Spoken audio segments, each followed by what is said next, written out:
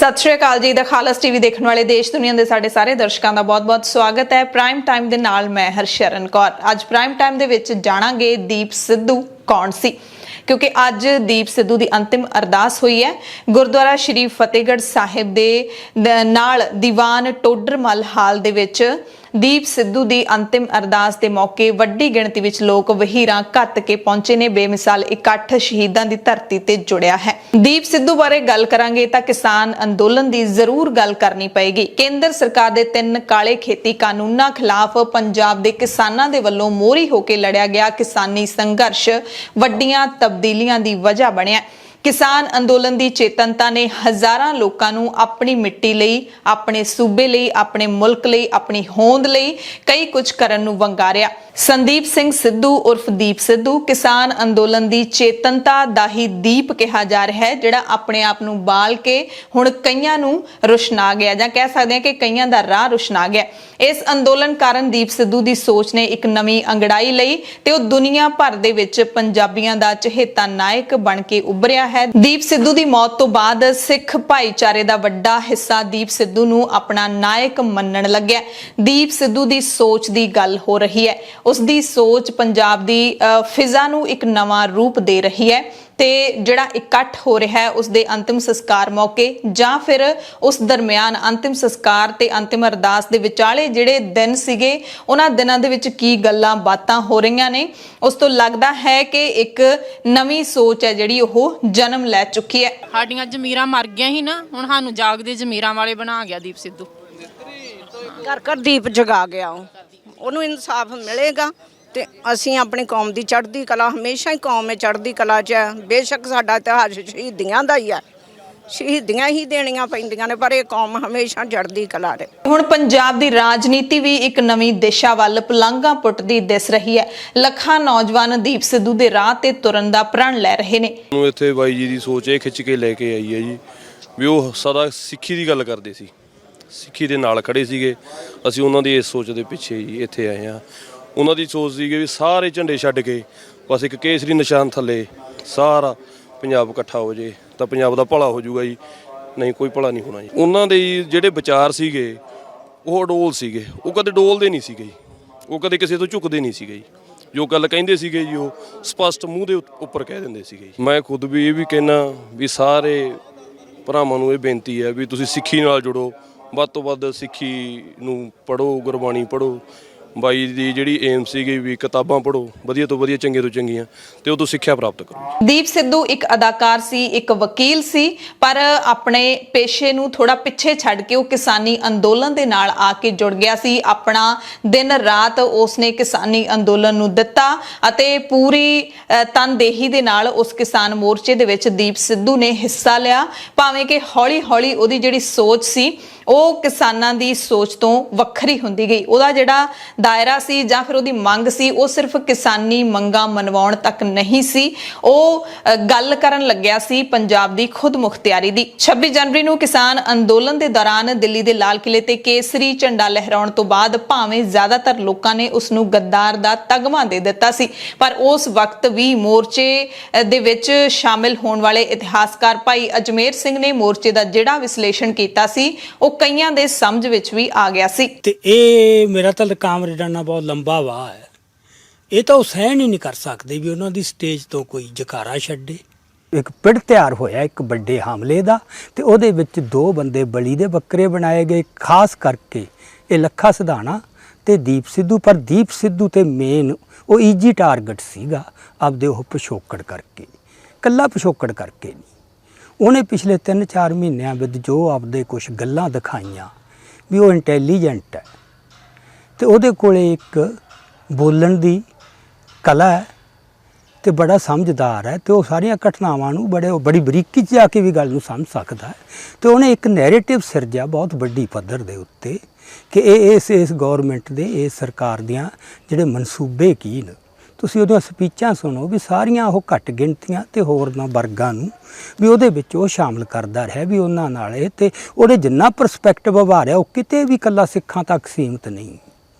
ਉਹਦੇ 'ਚ ਇਹ ਸੀ ਵੀ ਹਿੰਦੁਸਤਾਨ ਦੇ ਜਿਹੜਾ ਢਾਂਚਾ ਇਹਦੀ ਰੀਸਟਰਕਚਰਿੰਗ ਹੋਵੇ, ਇਹਨੂੰ ਡੈਮੋਕਰਟਾਈਜ਼ ਕੀਤਾ ਜਾਵੇ। ਤੇ ਜਿਹਦੇ ਵਿੱਚ ਇਹ ਸੀ ਵੀ ਸੈਂਟਰ ਸਟੇਟ ਸਬੰਧਾਂ ਨੂੰ ਮੁੜ ਤੋਂ ਡਿਫਾਈਨ ਹੋਣ, ਇਹਦਾ ਫੈਡਰਲ ਜਿਹੜੀ ਹੈਗੀ ਰੂਹ ਉਹ ਇਹਦੇ ਵਿੱਚ ਭਰੀ ਜਾਵੇ, ਤਾਂ ਇਹ ਬਚਾਅ ਹੋਊਗਾ। ਨਹੀਂ ਇਹ ਸਭ ਕੁਝ ਨੂੰ ਹਜਮ ਕਰ ਜਾਣਗੇ, ਸਾਰਾ ਉਹ ਹੈ, ਪਰ ਕਿਸੇ ਨੇ ਨਹੀਂ ਦੇਖਣੀ ਇਹ ਗੱਲ। ਇਸ ਇੱਕ ਤਾਂ ਉਹਦਾ ਇਹ ਪੱਖ ਹੈ। ਇੱਕੋ ਜਿਹੜਾ ਐਡਾ ਟਾਰਗੇਟ ਬਣ ਗਿਆ, ਉਹਦੇ 'ਚ ਇਹ ਸੀ ਵੀ ਉਹਦੇ 'ਚ ਇੱਕ ਉਹਨੂੰ ਨੁਕਸ ਕਹਿ ਲਓ ਜਾਂ ਕੁਛ ਵੀ ਕਹਿ ਲਓ ਕਿ ਉਹ ਇੰਪਲਸਿਵ ਹੈ, ਨਿਰਸ਼ਲ ਹੈ। ਉਹ ਤੋਂ ਪਿਉਂਤ ਬਣਾ ਕੇ ਕੁਛ ਵੀ ਨਹੀਂ ਹੁੰਦਾ। ਇੰਪਲਸਿਵ ਬੰਦੇ ਤੋਂ ਪਿਉਂਤ ਬਣਾ ਕੇ ਕੁਛ ਵੀ ਨਹੀਂ ਹੁੰਦਾ। ਤੇ ਦੀਪ ਸਿੱਧੂ ਦਾ ਤਾਂ ਇਹ ਸੀ, ਉਹਨੂੰ ਤਾਂ ਇਸ ਗੱਲ ਨਾਲ ਨਫ਼ਰਤ ਸੀ ਵੀ ਤੁਸੀਂ ਕੋਈ ਵਿਉਂਤ ਬਣਾਓ ਤੇ ਫਿਰ ਉਹਨੂੰ ਅਮਲ 'ਚ ਲਿਆਉਣ ਵਾਸਤੇ ਤੁਸੀਂ ਲੋਕਾਂ ਨੂੰ ਵਰਤੋ। ਉਹ ਕਹਿੰਦਾ ਸੀ ਅਨਐਥੀਕਲ ਹੈ, ਇਹ ਹਿਊਮਨਿਸਟ ਨਹੀਂ। ਸੋ ਇਸ ਕਰਕੇ ਉਹਨੂੰ ਤਾਂ ਇਸ ਗੱਲ ਨਾਲ ਚਿੜ ਸੀਗੀ। ਤੇ ਉਹ ਤਾਂ ਇਹ ਸੀ ਵੀ ਜੋ ਕਰਦਾ ਸੀਗਾ ਇੰਪਲਸਿਵ ਸੀਗਾ। ਹੁਣ ਜਿਹੜੀ ਉਹਦੇ 'ਚ ਸਮਰੱਥਾ ਸੀ, ਉਸ 'ਚ ਬਹੁਤ ਧਿਰਾਂ ਤੇ ਵਿਅਕਤੀਆਂ 'ਚ ਲਾਲਸਾ ਜਾਗੀ ਪੋਲੀਟੀਕਲ 'ਚ ਵੀ ਅਸੀਂ ਇਹਨੂੰ ਆਪਦਾ ਟੂਲ ਜਾਂ ਵਹੀਕਲ ਬਣਾ ਕੇ ਆਪਦੇ ਪੋਲੀਟੀਕਲ ਜਿਹੜੀ ਹੈਗੀ ਸਾਡੀ ਪੋਲੀਟਿਕਸ ਜਾਂ ਪੋਲੀਟੀਕਲ ਇੰਟਰਸਟ ਉਹ ਐਡਵਾਂਸ ਕਰ ਲਈਏ ਜੇ ਕਿਤੇ। ਉਹ ਫਿਰ ਜਦੋਂ ਸ਼ੰਭੂ ਨੇ ਮੋਰਚਾ ਆਰੰਭ ਕੀਤਾ, ਉਹਦੀ ਸਰਗਰਮ ਹੋ ਗਏ ਕਿ ਇਹਨੂੰ ਕਿਸ ਤਰ੍ਹਾਂ ਕਾਬੂ ਕਰਕੇ ਨਾ ਇਹਨੂੰ ਅਸੀਂ ਆਪਦੇ ਵਾਸਤੇ ਵਰਤ ਸਕੀਏ। ਆਪਦੀ ਪੋਲੀਟਿਕਸ ਨੂੰ ਐਡਵਾਂਸ ਕਰਨ ਵਾਸਤੇ ਦੀਪ ਸਿੱਧੂ ਨੂੰ ਵਹੀਕਲ ਜਾਂ ਟੂਲ ਬਣਾਉਣ ਦੀਆਂ ਇਹ ਤਾਂ ਮੈਂ ਤੁਹਾਨੂੰ 1.5 ਘੰਟਾ ਤੇ ਘਟਨਾਵਾਂ ਗਿਣਾ ਸਕਦਾ ਕਿਹਨੇ ਕੀਤੀ। ਉਹ ਜਿਹਦੇ ਵੀ ਸੱਟਾਂ ਵੱਜੀ ਗਈਆਂ ਉਹਦਾ ਦੁਸ਼ਮਣ ਬਣਦਾ ਗਿਆ। ਸੋ ਉਹਨੇ ਤਾਂ ਦੁਸ਼ਮਣਾਂ ਦੀਆਂ ਫੌਜਾਂ ਹੀ ਖੜੀਆਂ ਕੀਤੀਆਂ ਸਾਰੇ ਪੀਠ ਦੇ ਵਿੱਚ, ਆਪਦੀ ਮਾਸੂਮੀਅਤ 'ਚੋਂ, ਆਪਦੀ ਨਿਰਛਲਤਾ 'ਚੋਂ ਤੇ ਆਪਦੇ ਅਥਰੇਪਣ 'ਚੋਂ। ਸੋ ਇਸ ਕਰਕੇ ਉਹ 'ਤੇ ਹਮਲਾ ਕਰਨਾ ਤਾਂ ਬਹੁਤ ਸੌਖਾ ਸੀਗਾ ਤੇ ਉਹ ਉਹਦਾ ਵਿਕਟਮ ਬਣ ਗਿਆ। ਬਸ ਸਭ ਤੋਂ ਵਧੀਆ ਬਲੀ ਦਾ ਬੱਕਰਾ ਉਹ ਬਣ ਸਕਦਾ ਸੀਗਾ।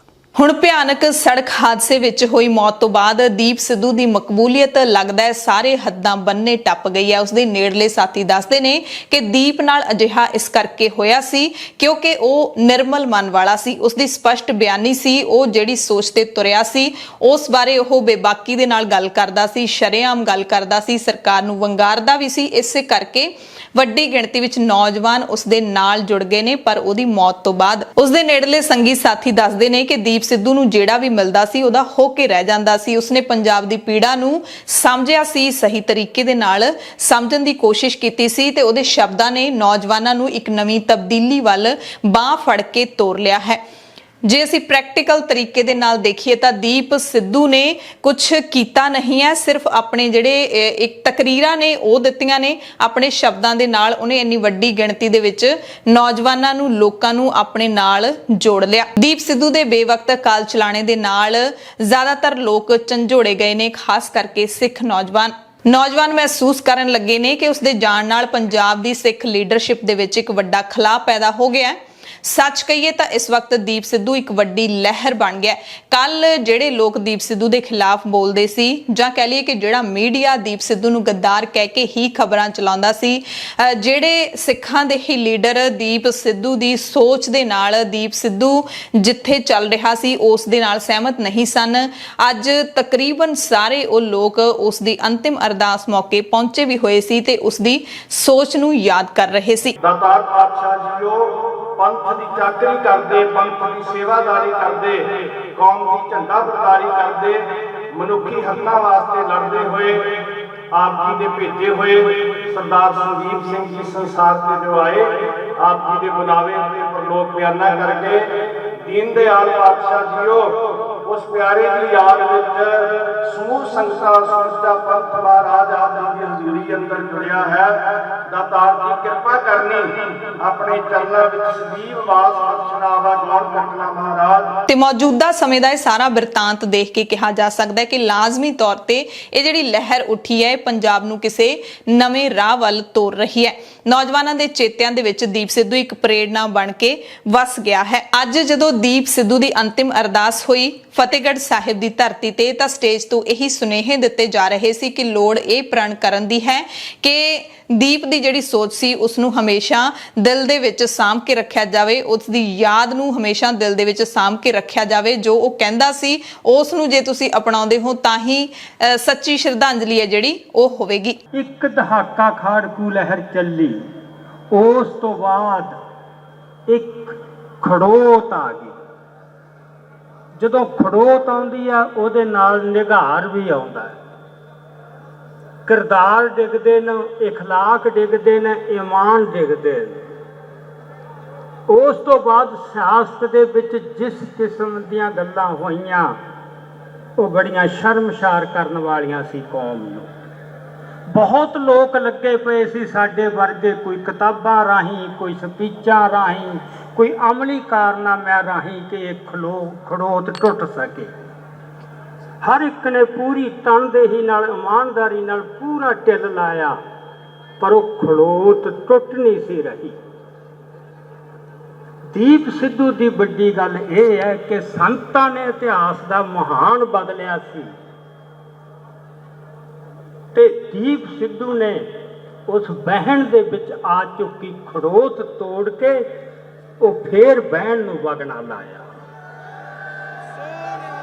ਇਹ ਸੀ ਦੀਪ ਸਿੱਧੂ।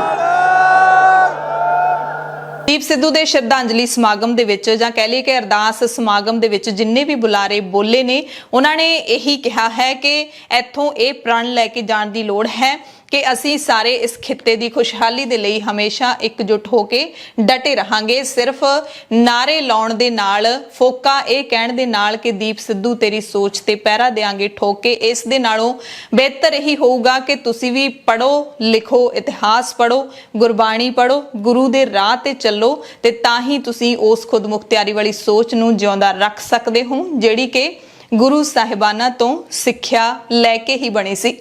ਜਿਹੜੀਆਂ ਗੱਲਾਂ ਅੰਗਰੇਜ਼ਾਂ ਦੇ ਰਾਜ ਨੂੰ ਛੱਡਣ ਦੀਆਂ ਹੋਈਆਂ ਤੇ ਉਸ ਤੋਂ ਬਾਅਦ ਕੀ ਹੋਣਾ, ਹਿੰਦੂ ਦੇ ਵਕੀਲਾਂ ਨੇ ਤੇ ਮੁਸਲਮਾਨਾਂ ਦੇ ਵਕੀਲਾਂ ਨੇ ਟੇਬਲ ਦੇ ਉੱਤੇ ਬੈਠ ਕੇ ਬਹਿਸ ਕਰਕੇ ਆਪਣੀ ਕੌਮਾਂ ਦੇ ਹੱਕ ਲੈ ਲਏ। ਹਿੰਦੂ ਨੂੰ ਇੰਡੀਆ ਮਿਲ ਗਿਆ, ਮੁਸਲਮਾਨ ਨੂੰ ਪਾਕਿਸਤਾਨ ਮਿਲ ਗਿਆ।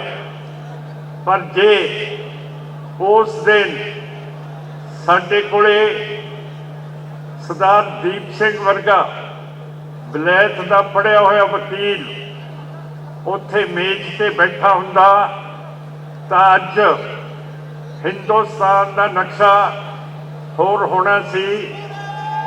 ਤੀਜਾ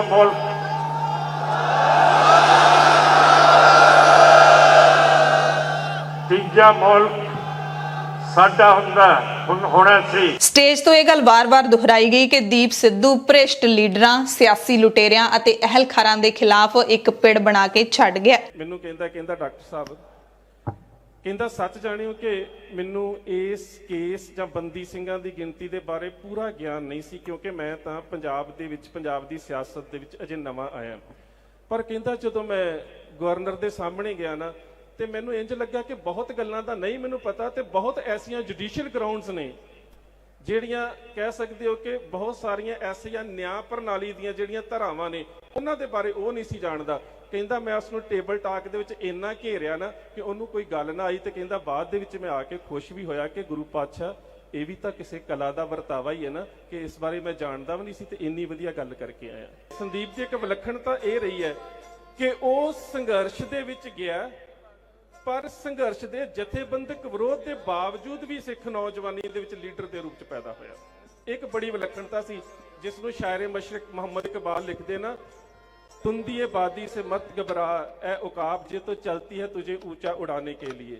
सो दीप ਤਾਂ ਇਵੇਂ ਦਾ ਸ਼ਹਬਾਜ਼ ਸੀ ਜਿਹੜਾ ਹਮੇਸ਼ਾ ਆਪਣੇ ਰੁਖ ਤੋਂ ਉਲਟ ਵਗਦੀਆਂ ਜਿਹੜੀਆਂ ਹਵਾਵਾਂ ਨੇ ਨਾ ਉਹਨਾਂ ਦੇ ਵਿੱਚ ਉੱਡਣ ਦਾ ਆਦੀ ਸੀ ਜਾਂ ਉਹ ਉਹਨਾਂ 'ਚ ਉੱਡਣ ਦੀ ਮਹਾਰਤ ਰੱਖਦਾ ਸੀ। ਦੀਪ ਸਿੱਧੂ ਦੇ ਬਾਰੇ ਜੋ ਗੱਲਾਂ ਉਸ ਨੂੰ ਚਾਹਣ ਵਾਲੇ ਕਰ ਰਹੇ ਨੇ ਕਿ ਦੀਪ ਸਿੱਧੂ ਆਪਣੀ ਹੋਂਦ ਨੂੰ ਬਹੁਤੀ ਤਰਜੀਹ ਨਹੀਂ ਸੀ ਦਿੰਦਾ, ਉਹ ਜ਼ਮੀਨਾਂ ਤੋਂ ਵੱਧ ਜ਼ਮੀਰਾਂ ਦੀ ਗੱਲ ਕਰਦਾ ਸੀ, ਉਹ ਫਸਲਾਂ ਤੇ ਨਸਲਾਂ ਦੀ ਗੱਲ ਕਰਦਾ ਸੀ। ਉਹਦੇ ਅੰਦਰ ਵਿਚਾਰਧਾਰਾ ਦਾ ਇੱਕ ਵੇਗ ਸੀ ਜੋ ਨੌਜਵਾਨਾਂ ਨੂੰ ਸੁਚੇਤ ਅਤੇ ਸਿੱਧਕੀ ਹੋਣ ਦਾ ਹੋਕਾ ਦੇ ਕੇ ਗਿਆ। ਇਹੀ ਵਜ੍ਹਾ ਹੈ ਕਿ ਲੱਖਾਂ ਦੀ ਗਿਣਤੀ ਦੇ ਵਿੱਚ ਲੋਕ ਅੱਜ ਸ਼ਹੀਦਾਂ ਦੀ ਧਰਤੀ ਸ਼੍ਰੀ ਫਤਿਹਗੜ੍ਹ ਸਾਹਿਬ ਵਿਖੇ ਰੱਖੇ ਗਏ ਅਰਦਾਸ ਸਮਾਗਮ ਦੇ ਵਿੱਚ ਵਹੀਰਾਂ ਘੱਤ ਕੇ ਪਹੁੰਚੇ, ਉਸ ਨੂੰ ਸ਼ਰਧਾਂਜਲੀ ਦੇਣ ਦੇ ਲਈ ਪਹੁੰਚੇ।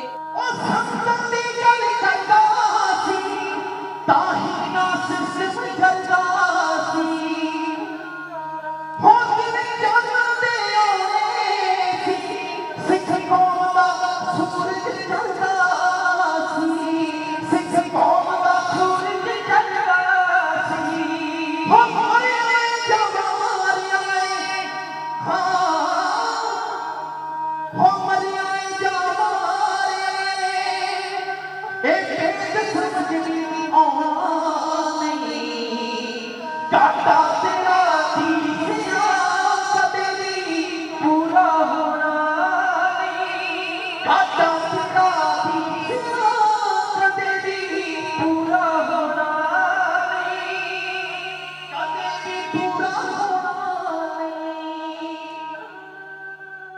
ਇੱਥੇ ਇਹ ਨੁਕਤਾ ਵੀ ਵਿਚਾਰਨਾ ਬਣਦਾ ਹੈ ਕਿ ਪੰਜਾਬ ਦੀ ਖੁਦਮੁਖਤਿਆਰੀ ਦੀ ਆਖਿਰਕਾਰ ਗੱਲ ਕਿਉਂ ਹੁੰਦੀ ਹੈ ਤੇ ਜੇ ਦੀਪ ਸਿੱਧੂ ਪੰਜਾਬ ਦੇ ਹੱਕਾਂ ਦੀ ਗੱਲ ਕਰਦਾ ਸੀ ਜਾਂ ਪੰਜਾਬ ਦੀ ਖੁਦਮੁਖਤਿਆਰੀ ਦੀ ਗੱਲ ਕਰਦਾ ਸੀ ਤਾਂ ਉਹ ਗੱਲ ਲੋਕਾਂ ਨੂੰ ਅੱਜ ਇੰਨੀ ਚੰਗੀ ਕਿਉਂ ਲੱਗ ਰਹੀ ਹੈ।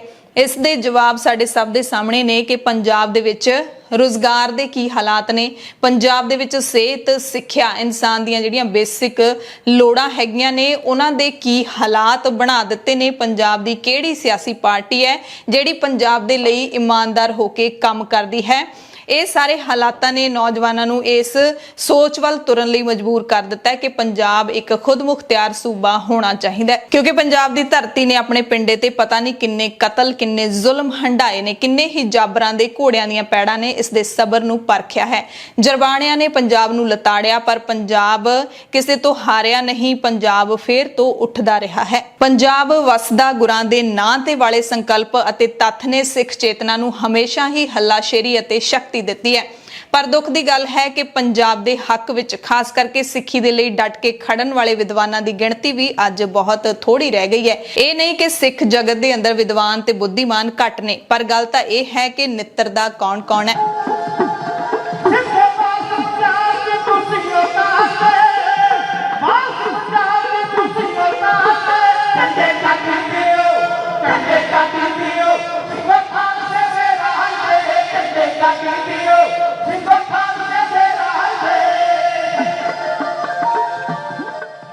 ਕਈ ਲੋਕ ਜਾਂ ਕਈ ਜਥੇਬੰਦੀਆਂ ਉਹਦੇ ਨਾਂ ਨੂੰ ਇੱਕ ਜਾਂ ਦੂਸਰੇ ਰੂਪ ਦੇ ਵਿੱਚ ਵਰਤਦੀਆਂ ਦਿਖਾਈ ਦੇ ਰਹੀਆਂ ਨੇ। ਜਿਹੜੇ ਕੱਲ ਕਹਿੰਦੇ ਸੀ ਦੀਪ ਸਿੱਧੂ ਸਾਡਾ ਨਹੀਂ, ਉਹ ਅੱਜ ਸਾਰੇ ਕਹਿ ਰਹੇ ਨੇ ਕਿ ਦੀਪ ਸਿੱਧੂ ਸਾਡਾ ਹੈ, ਦੀਪ ਸਿੱਧੂ ਸਾਡਾ ਸੀ, ਅਸੀਂ ਦੀਪ ਸਿੱਧੂ ਨੂੰ ਪ੍ਰੇਰਿਤ ਕੀਤਾ ਸੀ। ਇਸ ਤਰ੍ਹਾਂ ਦੀਆਂ ਗੱਲਾਂ ਨੇ ਜਿਹੜੀਆਂ ਉਹ ਹੋਣ ਲੱਗੀਆਂ ਨੇ।